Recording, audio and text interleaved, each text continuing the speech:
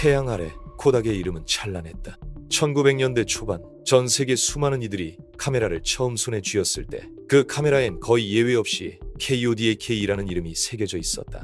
평범한 사람도 버튼만 누르면 나머지는 코닥이 처리해준다던 그 유명한 광고 문구처럼 코닥은 사진이라는 복잡한 기술을 대중의 일상으로 끌어내린 혁신의 상징이었다.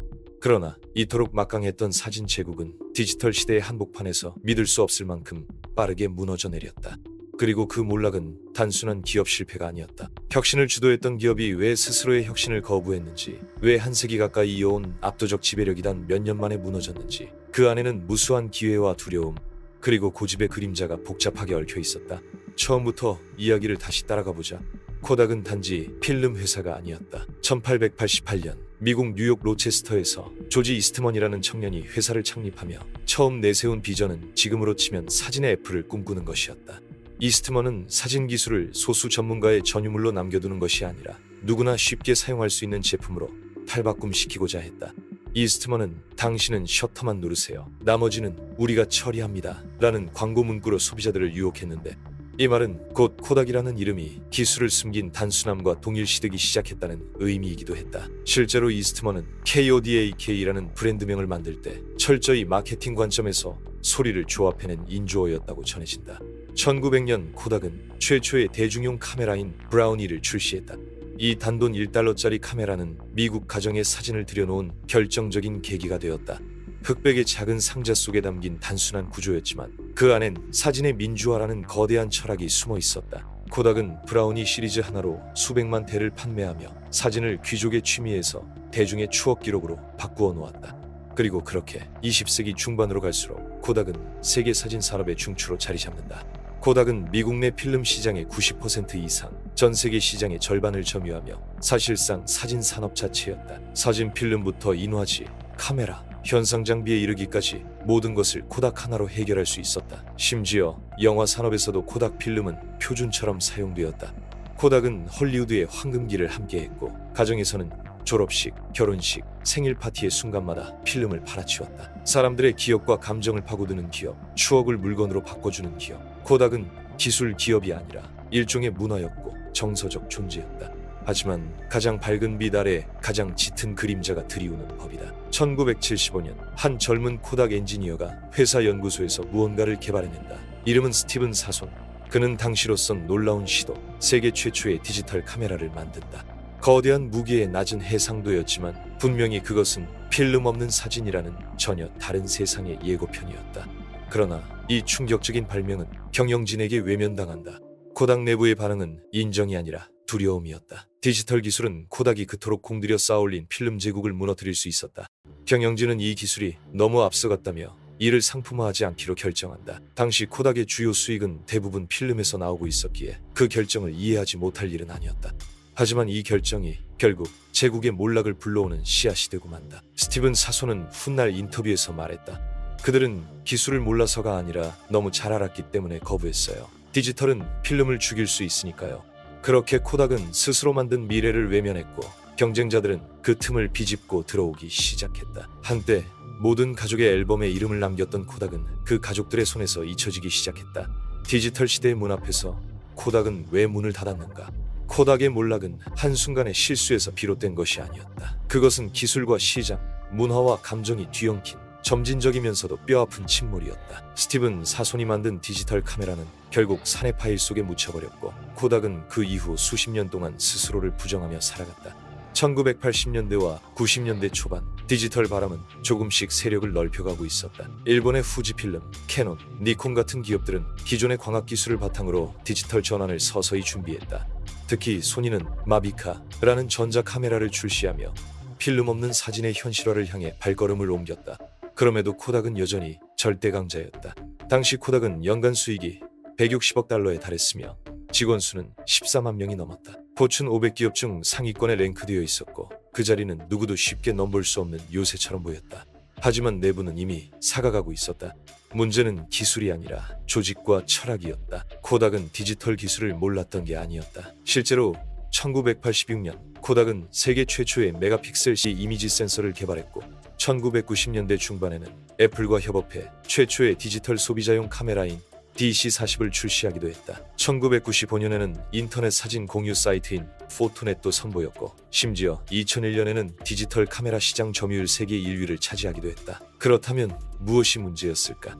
코닥은 디지털 전환을 시도하면서도 여전히 필름 수익에 집착했다. 디지털 부문은 마지못해 운영하는 부서였고, 핵심 역량은 여전히 필름 사업에 집중되어 있었다. 사진을 찍고 필름을 현상하고 인화질을 판매하는 이 전통적인 수익 구조는 너무나 안정적이었고, 경영진은 그 구조가 흔들리는 것을 두려워했다. 디지털 부문이 성장하면 할수록 필름 사업이 줄어든다는 역설이 있었다.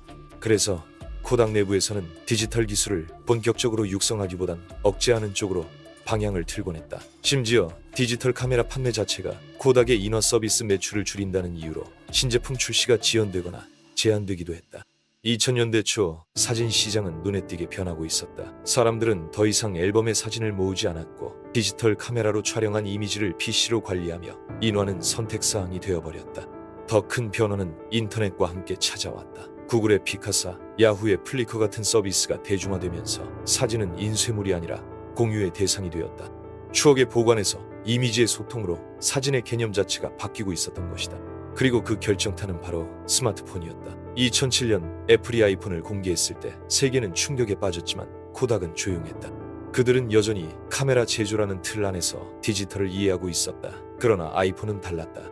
그것은 사진을 찍는 도구가 아니라 바로 공유하고 편집하고 저장하고 SNS에 올리는 생태계의 중심으로 바꾸어 놓았다. 코닥은 이 변화를 끝내 잃지 못했다. 그들은 여전히 사람들이 사진을 찍으면 필름을 현상하고 인화하러 갈 것이라고 믿었다. 하지만 사람들은 더 이상 사진을 보관용 물건이 아니라 디지털 콘텐츠로 보기 시작했다. 그 와중에 일본의 경쟁자들은 디지털 시대에 맞춘 구조 재편에 나섰다. 후지필름은 의약품, 화장품, 산업필름 등으로 사업 영역을 넓히며 다각화를 시도했고, 코니카는 미놀타와 합병하며 생존 전략을 짰다. 캐논과 니콘은 DSLR 시대에 발맞춰 고급기 시장을 장악했다. 코닥은 그렇게 하지 못했다. 그들에게 디지털은 새로운 기회가 아니라 기존 수익의 적이었다. 2010년대 초 코닥은 더 이상 예전의 코닥이 아니었다.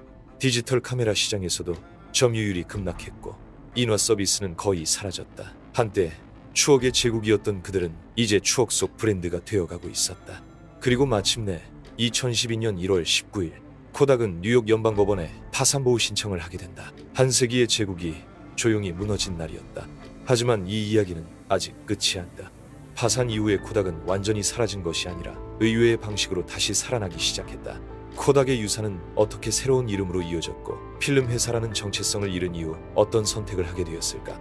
부활한 유령, 코닥의 마지막 선택. 2012년 1월 코닥은 공식적으로 파산보호를 신청했다. 한 세기를 이끌던 사진 제국의 몰락은 언론과 산업계에 큰 충격을 안겼다. 사람들은 코닥의 실패를 기술 변화에 적응하지 못한 교훈으로 해석했고, NBA 교재 곳곳에 코닥 신드롬이라는 단어가 등장하기 시작했다. 하지만 코닥은 파산과 동시에 완전히 사라진 건 아니었다. 오히려 그 순간부터 코닥은 이름 없는 유령처럼 새로운 삶을 살기 위한 필사의 몸부림을 시작했다. 첫 번째 선택은 카메라와 필름에서 완전히 손을 떼는 것이었다.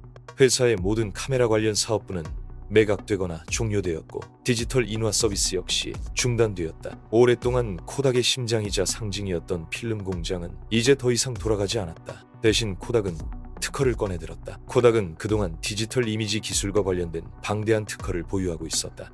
아이폰에 들어간 카메라 센서 기술부터 이미지 압축, 센서 설계, 디지털 처리 기술 등 코닥이 외면했던 기술들이 사실상 글로벌 IT 산업의 핵심 요소로 쓰이고 있었던 것이다. 코닥은 2013년 애플, 구글, 삼성, 아마존 등이 포함된 컨소시엄에 약 5천만 달러 가치의 이미지 특허를 매각하며 부채를 갚고 회생 절차에 나섰다. 그들은 자신이 사용하지 않은 기술로 연명했고, 이것은 아이러니하게도 죽음 이후의 생존 전략이었다. 이후 코닥은 이름을 바꾸고 정체성을 바꾸고 심지어 사업 분야까지 완전히 바꾸었다. 이스트먼 코닥 컴퍼니는 이제 산업용 프린팅 시스템과 패키징 인쇄, 화학 소재, 상업용 필름, 의료 영상 장비 등으로 사업 영역을 전환했다. 즉, 소비자를 대상으로 하지 않고 BEB 기술 기업으로 스스로의 옷을 갈아입은 셈이었다. 한때 대중의 추억을 책임졌던 기업이 이제는 공장과 병원, 산업 현장을 상대하기 시작한 것이다. 하지만 코닥의 새로운 삶은 여전히 혼란스러웠다. 과거의 영광에 기대려는 유혹은 여전히 남아있었고, 브랜드 가치만으로 한몫 챙기려는 시도도 이어졌다. 대표적인 사례가 바로 코닥 코인 사건이었다. 2018년 1월 코닥은 노련 블록체인 기술 기반의 암호화폐 프로젝트를 발표했다. 이름은 코닥 코인. 사진작가들의 저작권을 보호하고 사진 사용에 따른 보상을 정산하기 위한 암호화폐라고 설명했지만 업계에서는 이 프로젝트를 곱게 보지 않았다. 파산에서 회복한 기업이 갑자기 암호화폐에 뛰어든 것도 모호했지만 무엇보다 이 프로젝트는 실제 실행 의지나 기술적 기반보다 주가 부양용 홍보 전략으로 해석되었기 때문이다. 실제로 발표 당일 코닥의 주가는 단 하루 만에 120% 이상 급등했다. 그러나 그것도 잠시였다. 미국 증권거래위원회는 이 프로젝트에 대한 조사를 시작했고 코닥 코인 개발사와의 계약은 종료되었으며 프로젝트는 사실상 백지화되었다. 사람들은 코닥이 또다시 길을 잃었다며 실망했고 코닥이라는 이름은 이젠 미래가 아닌 과거를 떠올리게 만들었다. 코닥은 이후에도 몇 차례 재기를 시도했다. 2020년에는 트럼프 정부 시절 미국 정부로부터 코로나19 대응을 위한 제약 원료 생산 기업으로 지정받아 7억 6,500만 달러 규모의 대출 지원 계획까지 발표되었지만 이 또한 내부 정보 유출과 주가 조작 의혹으로 곧 철회되고 만다. 그렇게 코닥은 부활보다는 연명에 가까운 시간을 보내고 있다. 과거의 이름값을 활용해 프린터, 배터리, 스마트폰에까지 이름을 붙였지만 실질적인 기술 주도권이나 시장 영향력은 거의 없다. 여전히 코닥은 존재하지만 더 이상 사진의 왕국은 아니다. 그러나 이쯤에서 되묻게 된다. 코닥은 정말 실패한 것일까? 기업으로서의 수익성과 혁신 측면에서는 그렇다. 하지만 코닥의 유산은 여전히 살아있다. 한 세기 동안 전 세계 수십억 인류의 기억을 필름에 담았고 사진은 특별한 순간이어야 한다는 철학을 대중 속에 각인시켰다. 오늘날 스마트폰 카메라로 하루에도 수십 장씩 사진을 찍는 이 시대에 우리는 오히려 필름 시절의 단 한 장을 더 소중히 여긴다. 그 장면 하나하나가 특별했던 시절, 셔터를 누르는 데에도 고민이 필요했던 시절. 그 시간을 설계했던 기업이 바로 코닥이었다. 코닥이 남긴 질문, 그리고 우리에게 남은 교훈. 사진의 역사에서 코닥은 단지 기업이 아니었다. 그들은 문화를 만들고 기술을 열었으며 삶의 순간을 기록하는 방식을 바꾸어 놓았다. 하지만 그런 코닥도 결국 한 시대의 흐름에 발목 잡혔고 기술을 만든 기업이 기술에 무너지는 아이러니를 남겼다. 우리는 코닥의 실패를 두고 혁신을 거부한 기업이라고 말한다. 하지만 더 정확히 보자면 혁신을 알면서도 실행하지 못한 기업이었다. 1975년 디지털 카메라를 처음 만든 것도 코닥이었고 1980년대 디지털 이미지 센서를 개발한 것도 코닥이었다. 인터넷 기반 사진 공유 플랫폼을 1990년대에 이미 구상했던 것도 코닥이었다. 그럼에도 불구하고 이 모든 것을 실행으로 이어가지 못했다. 왜냐하면 이 혁신은 기존의 수익 구조를 직접 파괴하는 것이었기 때문이다. 코닥 내부는 알고 있었다. 디지털은 필름을 죽인다. 하지만 그들은 차라리 미래를 외면하는 편을 택했다. 그 순간부터 코닥은 이미 지고 있었던 것이다. 후지 필름과 비교하면 그 차이는 더 명확해진다.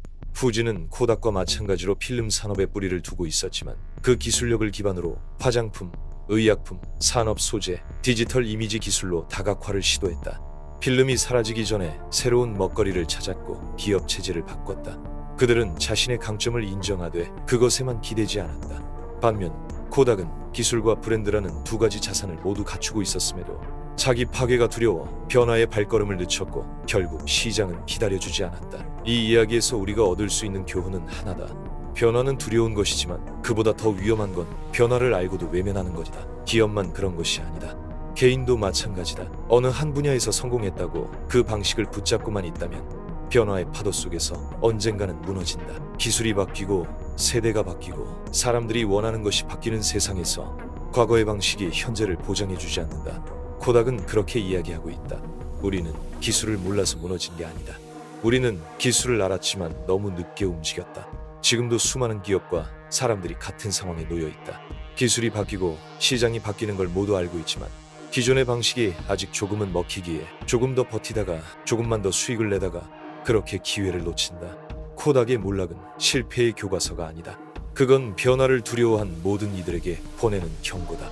그리고 마지막으로 우리가 사진을 찍을 때 그 순간이 영원히 남는다는 믿음을 갖게 된 것은 결코 기술 때문만은 아니었다. 그건 사진이란 것이 추억과 감정을 기록하는 일이라는 걸 세상에 처음으로 알려준 존재, 바로 코닥이 있었기 때문이었다.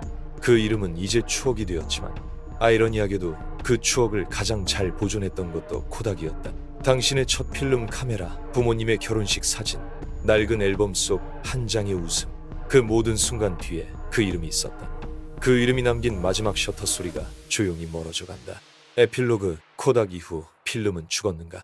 코닥이 무너진 이후 사람들은 묻기 시작했다.